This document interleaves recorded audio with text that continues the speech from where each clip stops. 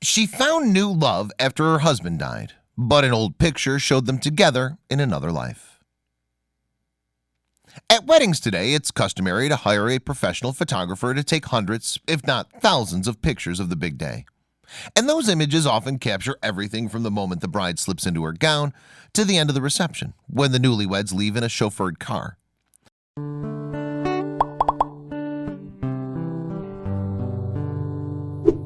But decades ago, unless you were super rich or famous, wedding photography was much different.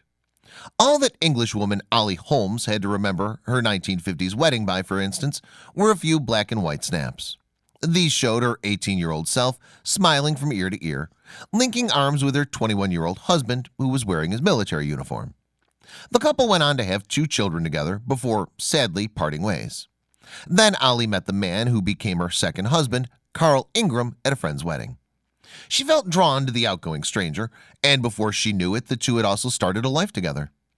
"We married and we were very happy," she told the Daily Mail in November 2013. Indeed, they spent decades in wedded bliss, raising 4 children together.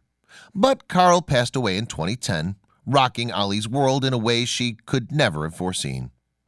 "I was devastated and dreaded the thought of spending the rest of my life alone," she explained to the newspaper.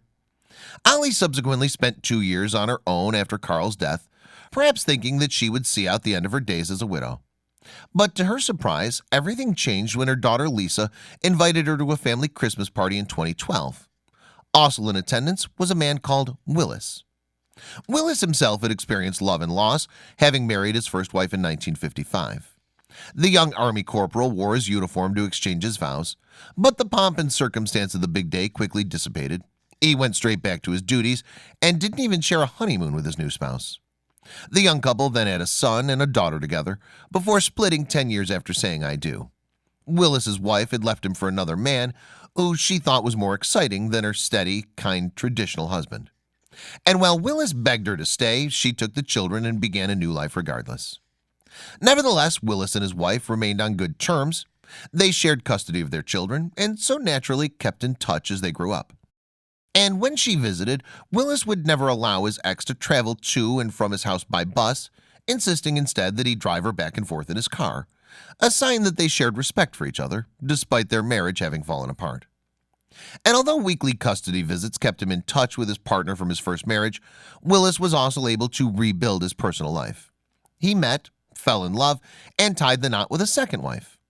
After she passed away, Willis then married for a 3rd time. Sadly, wife number 3 also made Willis a widower. Indeed, poor Willis never did quite get his happy ever after. Until that fateful day when he accepted an invitation to the Boxing Day party where he met Ollie. Having recently lost his 3rd wife, meeting the widow happened at just the right time. But the couple had actually fallen in love once before. In fact, Ollie even had the monochrome pictures to prove it. That's right, Willis was the military man in the black and white snaps from her first wedding, the 21-year-old she married back in 1955. The pair had first met in 1951 when Ollie was just 14 and Willis 17. And the spark between them was undeniable, although they didn't go out on their first date until 3 years after their initial introduction. There's another black and white picture in the couple's archives, their first ever photo together, taken the same year they met. The teens are lounging in the sun, hugging and smiling. Willis moved quickly after they started dating, proposing on Christmas Eve 1954. But their marriage was doomed from the start, according to Ollie. "With hindsight, I was simply too young to settle down," she told the Daily Mail. "I was 18 and wanted to be out with my friends. Willis got angry when I stayed out late." Then the schism between them widened when Ollie met Carl and found him to be much more exciting than the husband she had back at home. She eventually started what she thought was a secret affair. "I now know Willis suspected it for a while, but hoped it would fizzle out, and that's why he never said anything," she said. However, as we know, their relationship did anything but fizzle out. Ollie left Willis for Carl, taking their 2 young children along with her. She subsequently spent more than 40 years by Carl's side, but she still thought of Willis throughout that time. Indeed, in October 2013, Ollie admitted to the Daily Mirror, "I still had feelings for Willis, but I didn't show them. He never said anything to me."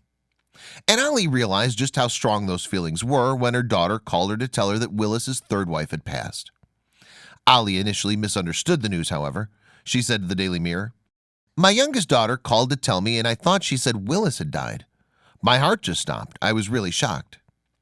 That shock turned into butterflies, though, when Ollie found out that Willis would be attending her daughter's party that Boxing Day. I was so excited, she told the Daily Mirror. We sat in the conservatory chatting for hours. She added, when he went upstairs, I followed him. I wanted 2 minutes on our own because all eyes were on us. Before I could say anything, he got hold of me and gave me this great big kiss. It was wonderful, she went on to recall. You know, if the kiss is right, everything's right.